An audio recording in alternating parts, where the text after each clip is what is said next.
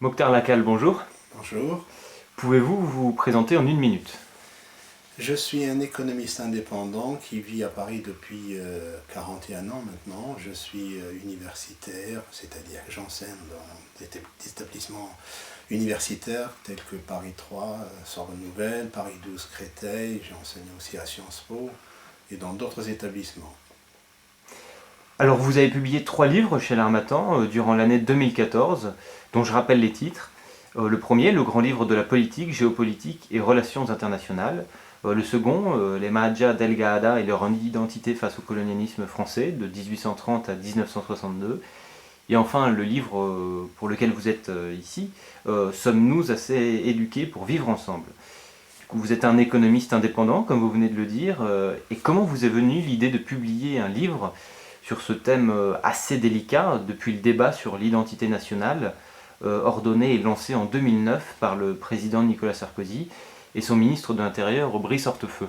Justement, c'est au moment où ce débat a été lancé que je me suis posé la question, est-ce que mes étudiants comprennent ce débat sur l'identité nationale? Donc j'ai dit, le moment est venu de poser 3 questions à mes étudiants de première année des deux établissements, Paris 3 et Paris 12, en leur demandant pour quelles valeurs vous êtes prêts à vous sacrifier, c'est-à-dire à quoi vous identifiez-vous. Deuxièmement, quelles sont les 3 qualités que vous appréciez chez les autres et quels sont les 3 défauts que vous ne supportez pas.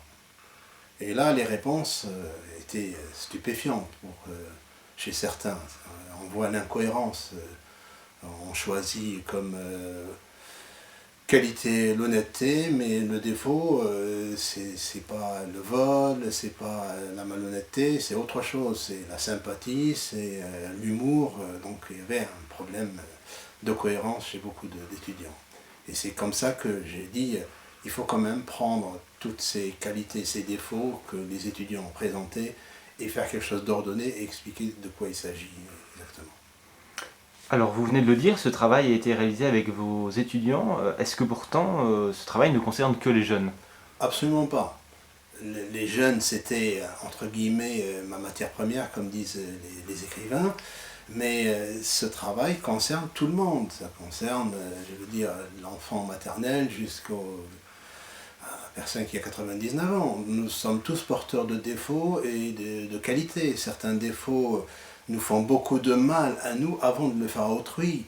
Certaines qualités nous font du bien et aussi font du bien aux autres. Donc nous sommes tous concernés par ce travail. C'est pour ça que parmi toutes les qualités et les défauts que les étudiants m'ont présentés, j'ai pris 120 couples de défauts et qualités. Je les ai présentés en faisant référence à 99 références arabo-islamiques, à 84 références judéo-chrétiennes, à 20 références orientales et à des centaines d'histoires vraies, de légendes, de proverbes de peuples anciens et contemporains.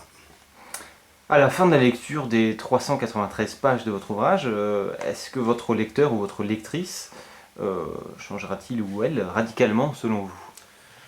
Personne ne changera en lisant un livre, mais les gens conscients se poseront des questions sur certains défauts qu'ils ne voyaient pas comme tels, ou se poseront des questions sur certaines qualités qu'ils n'ont pas su exploiter, mettre en avant. Plus on exploite une qualité, plus on élimine un défaut ou d'autres, ou de plusieurs défauts. Donc on ne sort pas indemne en lisant ce livre, c'est pas possible. On va toujours trouver des défauts qu'on a ou des qualités qu'on aimerait bien avoir et on se demande comment les avoir. Alors du coup, avant d'entreprendre ce travail, vous deviez avoir des défauts et des qualités, comme tout un chacun. Et quels défauts avez-vous éliminés et quelles qualités avez-vous acquises du coup en entreprenant ce travail? J'ai éliminé beaucoup de défauts, la liste est longue. Je ne peux pas dire que j'ai acquis énormément de qualités. Les qualités, c'est avec l'expérience, avec les échecs, avec les confrontations avec d'autres. Mais en tout cas, la plus grande qualité que j'ai réussi à travailler pendant toutes ces étapes, c'est l'humilité. Voilà, l'humilité, plus on apprend, plus normalement on doit être humble.